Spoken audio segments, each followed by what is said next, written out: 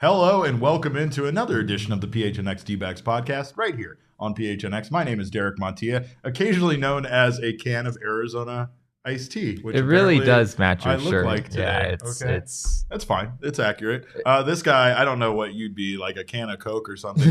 He's a tall drink of water is what he is. Is this like the Dr. Pepper color? Yeah, it's Dr. Pepper-ish. Yeah, he's a pepper. And he's also a Thunderstick. He's the Jesse Friedman. It's unfortunate because I personally think the Dr. Pepper tastes like carbonated like medicine, like Tylenol when you take it out of like when you're a kid and you drink like the liquid version of it. Awful. And that's my opinion of Dr. Pepper. It's a slight step above that. That is what most sodas were at one point. Am I wrong? Like they were when you look at like the 1930s ads, they were usually made for some sort of as some sort of cure-all or to make you feel better or something before they were just known as sugar water, basically. I mean, that's essentially what they are now. Very expensive sugar water at times, of course. But this show's brought to you by the fine folks at the DraftKings Sportsbook app, America's top-rated sportsbook app. Welcome in, everyone. Thank you guys for being here. Yes, there's breaking news that Shintaro Fujinami has signed with the Oakland A's.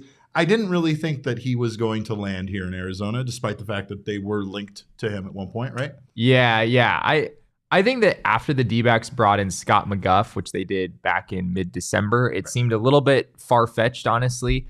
It'd be a bold move, frankly, to have two back-end relievers coming from overseas. There's just a lot of risk there. I think Scott McGough could be a great addition for the D-backs bullpen, and I think, Shintaro Fujinami could have been as well. What really is interesting to me, though, Derek, is that apparently the A's are planning to use Fujinami in their starting rotation, which is not something that most of the scouting reports that I've read about him say. You could use him as a starter, but he didn't throw that many innings last year, and he hasn't necessarily been used as a starter in his recent days overseas either. So that's a really bold move from the Oakland A's to come out and put him in that spot. Most teams seem to view him as a reliever. There's no way for me to say this without it sounding like it's insulting the Athletics, but why are they even making moves? Like, it doesn't feel like they're trying very hard to even field a baseball team. They signed Drew Rucinski. They're signing all these guys from over that are kind of like wild cards, right? Rucinski, I think is actually he's really interesting. Honestly, I wondered if the D-backs might be interested in him. He kind of has a similar story to Merrill Kelly a little bit. But yeah, this is interesting. Fujinami last year pitched in the Japanese equivalent of the minor leagues for 40 and 2/3 innings last year. He also pitched 66 and 2/3 innings with the equivalent of the major leagues over there, the NPB. He had a 3.38 ERA with the NPB. He had a 1.77 ERA with their equivalent of the minor league. So pretty good numbers. The story with Fujinami has been that the command has kind of come and gone over the years. In recent years, it's done a lot more going than coming. But this year, he sort of recovered that, and that's why he was posted by his team. And we don't know the contract details just yet, but yeah, it should be an interesting opportunity to see what he can do here in the States.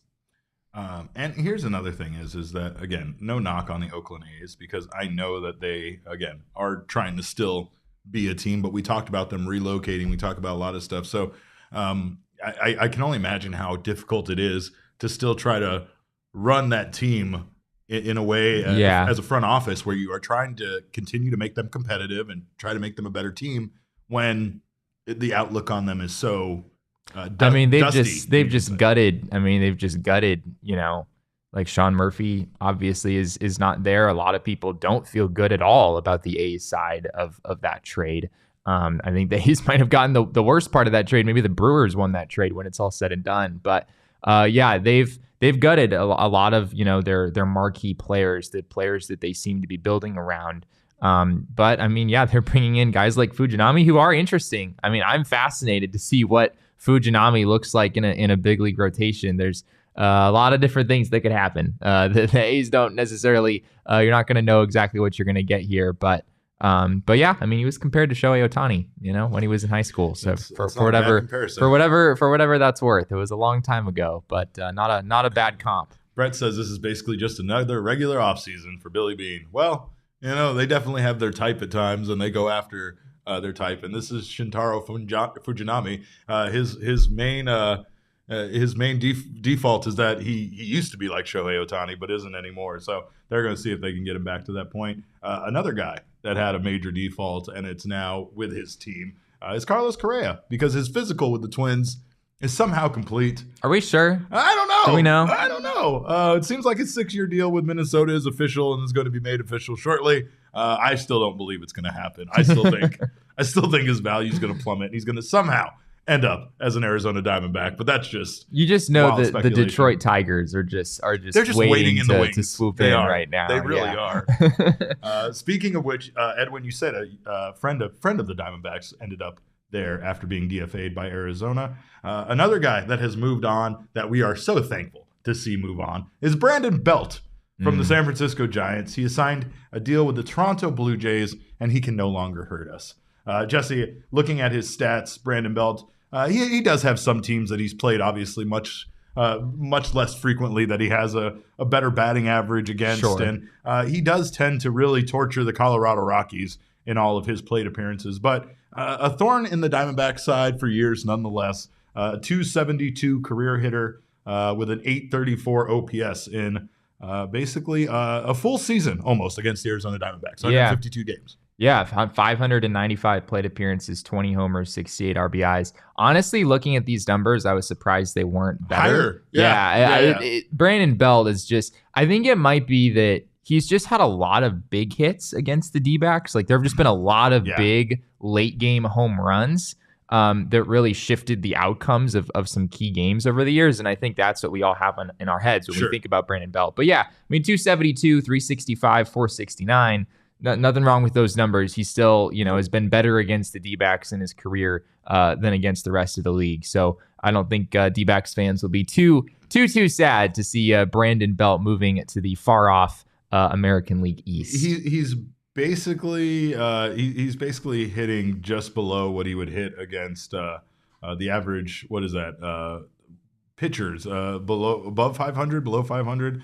But he's right there just tormenting the Diamondbacks. And I mean, realistically, one thing we've talked about is the moves that the D-backs have made this offseason and how satisfied. Yesterday we brought up how satisfied we both kind of were with the moves they made. It's hard not to be. I mean, you don't expect a lot out of this team, and I think they delivered in the ways that we expected them to improve. I think they exceeded those expectations. And if you want to throw the rumors and the free agents that they were attached to, it was much bigger names than we thought that they would be offering, a deal to. But one of the biggest things that might improve the outlook for the 2023 season might just be the number of players that moved on from the NL West. Now, Jacob and I were talking today about how, the Diamondbacks just won't be playing the NL West nearly as much as they have in the past. Right. If you go back and look at their losses last year, especially their records against the Dodgers and the Padres, there were a lot of losses to those two teams in particular.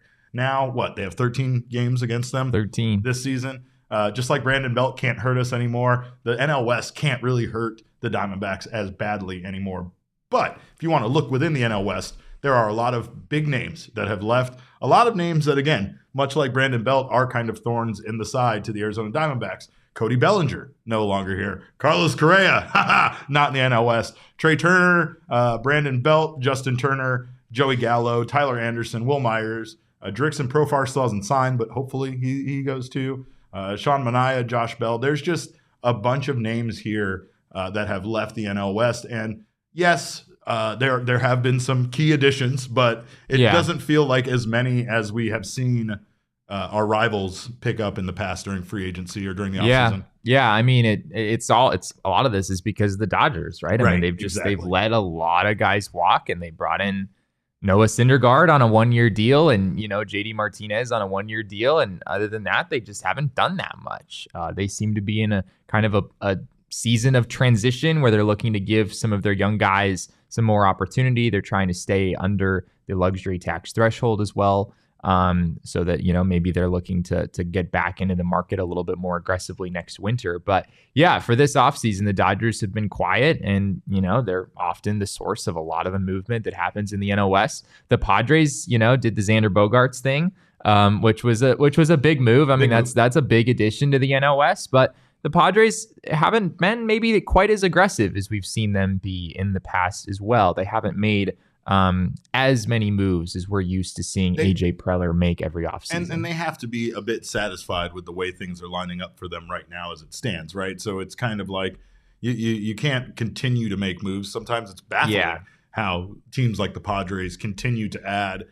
We get used to it to the point that when they don't, like the Dodgers are doing right now, we're kind of shocked.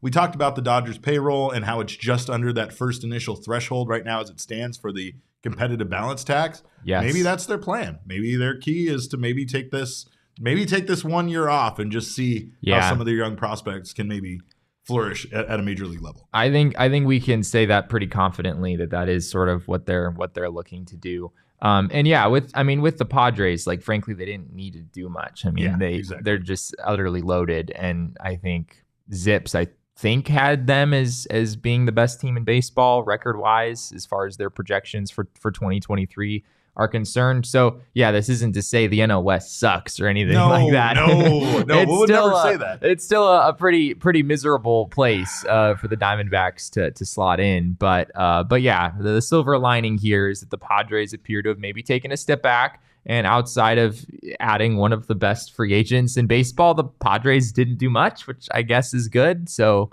there you go.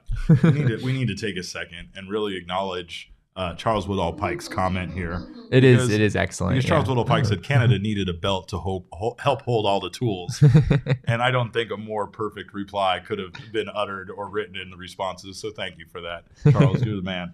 But yeah, it like you said, it's by no stretch of the imagination is it that the NL West is going to be less competitive. It's just nice to see a lot of the great players in this division go elsewhere, spread some of that, kind of talent around the league and not have it concentrated against teams that the Diamondbacks have to play with such frequency. Right. Now, of course, though, that this happens during a year when they're not going to play the NL West nearly as much, but that's fine. It's fine. The future, though, really is exciting when you look. And yes, I know I do look like a can of Arizona iced tea. I can't avoid looking this way, but I'm fine with it. Most of the time, I'm a snack, so I'm okay with being a drink today. You know what I mean? This is the kind of quality content you get from watching this show. Make yourself a member while you're here. Of course, if you haven't done so already, grab yourself a membership over at gophnx.com. We will be talking more about the MLB Hot Stove. We will be talking more about free agency. Jesse will have some more wonderful pieces over there, not only free and unlocked for everybody to read, but specifically for diehard members. You get a free piece of merchandise over at the phnxlocker.com, whether it's a hat or a shirt, every single year that you're a member. And not only that, but you get access to our members-only Discord, which is the most incredible place to be an Arizona sports fan. You also get discounts at all of our partners. You get discounts on our events, like our upcoming PHNX Four Peaks Tee Party coming this Friday. Not a lot of time left, but come on out and join us. We are going to be renting out the entire driving range, and we are going to be having ourselves a fun time out there. We are going to have a watch party with our friends from the PHNX Suns, watching the Suns versus the Timberwolves. Hopefully it's the Suns team that we saw last night against the Timberwolves and not whatever the hell this team has been in the past couple of weeks. But we also have food, drinks, merchandise. We're going to have all sorts of fun. Your entry fee not only gets you unlimited range balls and hang out with us out there, it will also get you a free hour of range time and golf balls to be used at Dobson Ranch Golf Course at a later date. We'll also have contest entries for the longest drive, putting challenges, highest score, and more. Our partners are going to be out there with some free food, including Chop Shop and Mountain Mike's, and beer samples from our friends at Four Peaks. Of course, OGs will be out there because everywhere I go, OGs goes, and vice versa. Everywhere OGs goes, I go. They're kind of getting sick of me, but then they shouldn't have put me in the newsletter, and then that's their fault. But join us for our inaugural PHNX Tee Party because we're going to have a blast Friday the 13th. Check the link in the description to reserve your spot right now. Prices just went down on that. So if you haven't had a chance. It's the last day. Today's the last day. Get your tickets. Go right now. What are you waiting for? Just pause it. Or leave us up. Go in another browser. You know how this works. But check the link in the description. Reserve your spot right now. And if you aren't going to be here with us, make sure to grab yourself some Four Peaks beer, wherever you get your beer. Drink it remotely in honor of the event. Maybe hit some golf balls in your backyard if you can't be with us. And keep it tuned right here because, of course, this is the place to watch all of our shows. We thank you guys for being here. PHNX Sports YouTube channel. If you aren't subscribed already, make sure to do so. Leave us comments. Leave us a thumbs up. Subscribe. Sign up for notifications. That way you don't miss when any of our shows go live. And, of course, if you're listening to us on your favorite audio podcasting app, make sure to subscribe there as well and leave us a review. We thank you so much for the feedback. We like your feedback, and of course, we like giving feedback. We have been doing our best to make sure that all of the current Arizona Diamondbacks players, and even some of the ones that are no longer with the team, get their 2022 season grades. And it is time for another edition of that, as we are grading our friend and young king Alek Thomas's 2022 season. I guess you could say that he had a very hot debut. I don't feel like he did. I feel like that first month was very exciting. It very much felt like Alek Thomas was going to stick around. And even as the season progressed, he went through his ups and downs. It still felt like he was going to just stay a part of the major league roster. That doesn't happen very often, just due to options, initial playing time, trying to work on some things. Minor league players don't typically get to like come up to the major league roster and just stay. It's a normal thing for them to go through the progressions of being sent back down and coming back up and all of that. I am not really worried about how Alek Thomas ended his season. Particularly, I think that they really did just want to try to get him some more work and try to get his some of his approaches at the plate maybe corrected. But there were some things to talk about with his 2022 season. And Jesse, I will let you have the floor first. Okay. All right. We can put my grades up there for our young king, Alek Thomas. As far as his hit tool is concerned, I'm going with a C- here. I think it's interesting that, you can look at Alek Thomas's numbers for the season and you're like, oh man, this guy kind of struggled in his rookie year, right? He had 231, 275 on base, 344 slugging percentage. Those numbers aren't great. But as you just said, Alek Thomas was actually pretty good for quite a while. It wasn't just, a couple weeks or something. His offensive numbers were average or above, as far as I can tell, through about August 7th. And he made his debut on May 8th. So for about 3 months, Alek Thomas was a league average, actually above league average hitter for the majority of that time. And then, from August 7th on through the rest of the season, or the end of the season, that's when he got sent down and the wheels just kind of came off. But I'm going C- for the hit tool here. Alek Thomas does put the ball in play a good amount, but he hits a lot of ground balls, and that was sort of the main issue there. His power, I'm going with a C- as well. He kind of showed it early on. I think it's always going to be a little more gap to gap for Thomas than maybe home run power, but that's certainly a tool that he has that hopefully will develop over time. One of the better base runners on the team, not necessarily stolen base wise, but I'm going B+ on run.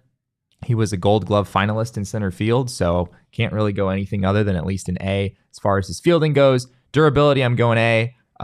He was durable the entire season, hasn't really had any major injury issues so far in his young career. And then dogging him, Derek, I'm going to B+ because that just feels right. Why? Are you saying that's low? Is that I'm saying that's low. I implying? Want you to justify giving him a B+. I think that the dog in him was clearly A+ out of the gate. Like it was clearly there from day one. That sweet opposite field double off the wall that was his first big league hit. You definitely saw it there. Some of those Gold Glove plays. And then as the season went on, I think that the dog in him, it turned into a puppy. I don't know. Does that make any sense?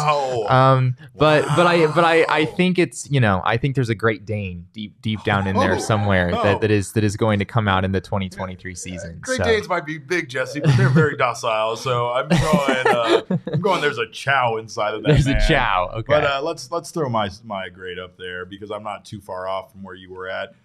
B-, I think, for his hit, just because.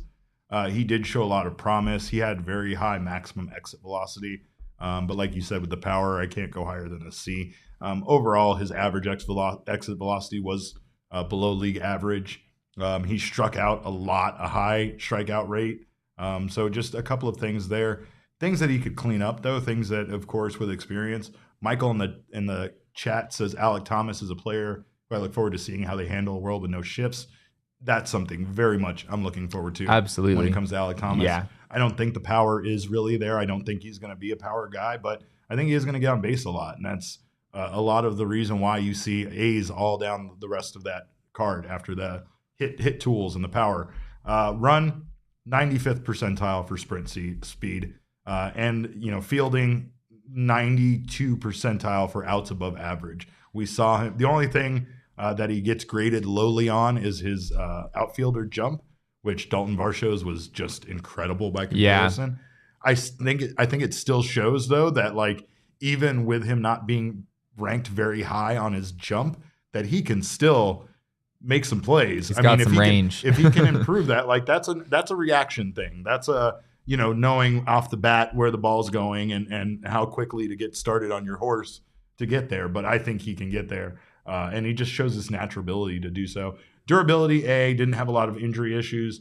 And I'm giving him an A+ for dogging him. And the reason why is I think the reasons that you stated without saying he fell off at the end. I understand that, again, there's some concerning numbers here for Alek Thomas, but he's still 22 years old. And I couldn't imagine him having the season that he had last year at 22.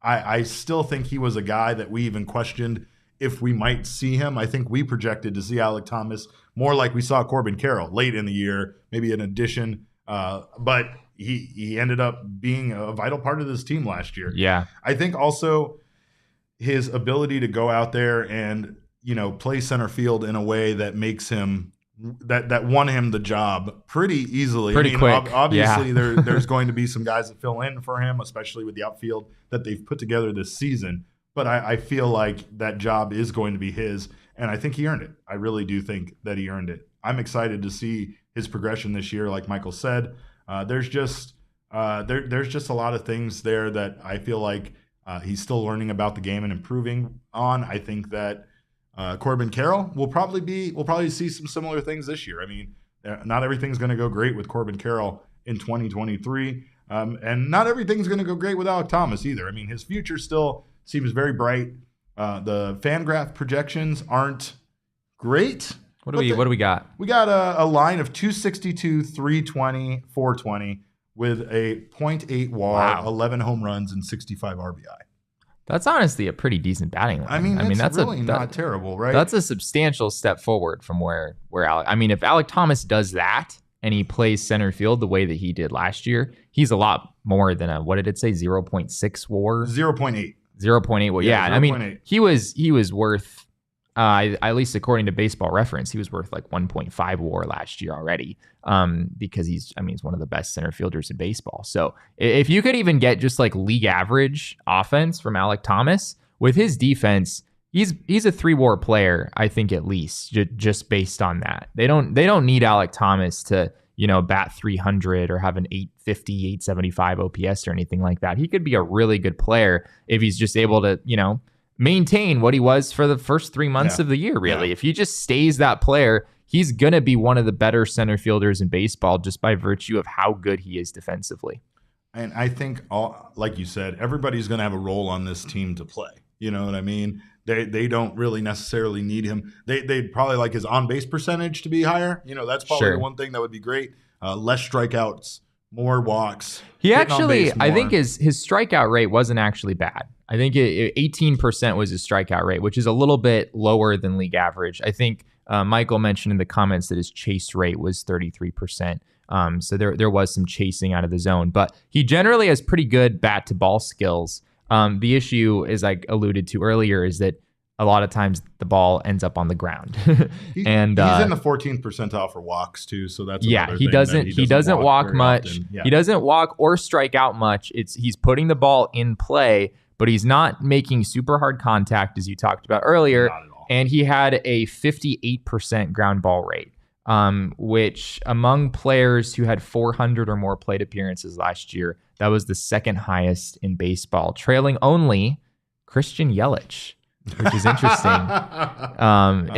If you're wondering how Christian, if you're wondering like how did Christian Yelich go from being a superstar to being kind of a mid-level offensive player, it's because he's hitting the ball on the ground way too much. And that's kind of what Alek Thomas's biggest flaw was last year as well. And honestly, he's not the only one. I mean, when you look across the board, there were, that was a running problem with several guys that were struggling offensively. Yeah. Ketel Marte is another one of those guys. So Let's see what another season does for these guys. And honestly, I don't know. There's not a lot of changes here, but I feel like what we really could see is young guys like Alek Thomas, improve past these projections. And if we could get a return for guys like Marte, if we could even get Melanson to be a bit more of what he was, not necessarily the closer, but somebody that can be of value in the bullpen. It's weird, but just those two guys kind of getting back on track for the type of players we've seen them be in the past could single-handedly set this team up for more success in 2023. Yeah, Jim makes a great point in the comments. Alek Thomas is an anti-3 true outcome guy, which is sort of refreshing in some ways, right? There's a lot of baseball players who are all about the walks, the strikeouts, and the home runs. Alek Thomas is none of those things.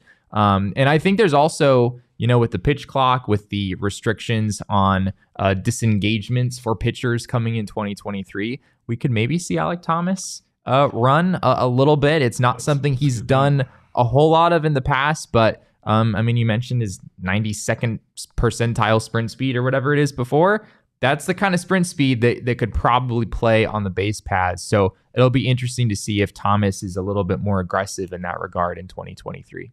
And if he does, we're taking him to Mavericks for some bowling and to Octane Raceway to race some go-karts. How many stolen bases does he have to have in order for you to take him to Octane Raceway? One more than he had last year. One more? That's all. Any improvement on last year's Wow, numbers. you're actually setting the bar pretty low. How many has he got? I think he had 4, I want to say. Come on. See? Get your shit together. Get 5 stolen bases and we can go ride some go-karts. Let's get it together. He had 4. Yeah, he had 4. This is how you reward people. You do it by taking them to Mavericks and Octane Raceway. You dangle that carrot out there. Watch, he'll have 8.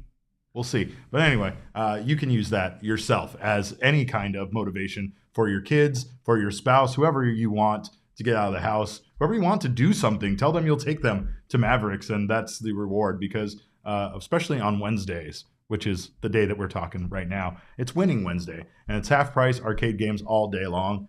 What better day to go than on Wednesday? So make sure to check them out. It is the only full year indoor-outdoor racetrack. So where else are you going to get? Not to mention, it's a great place to spend the Super Bowl. There are Super Bowl packages, including food, game cards, laser tag, and more. They have gigantic screens everywhere you look. There's so much fun to do. If you want to watch the game, but the people that are coming to your party aren't, they're just going to talk and eat stuff and whatever. It's a perfect place to go. Let them go do their thing and you can watch the game. But enjoy the Super Bowl experience at Mavericks. Book in advance right now at mavericks.com/thebig-game. And also, take your kids there. It's a great place to take your kids and have a blast. Take the whole family, friends. It doesn't matter where. It doesn't matter. If you want to have a fun time, you can do it at Mavericks and Octane Raceway.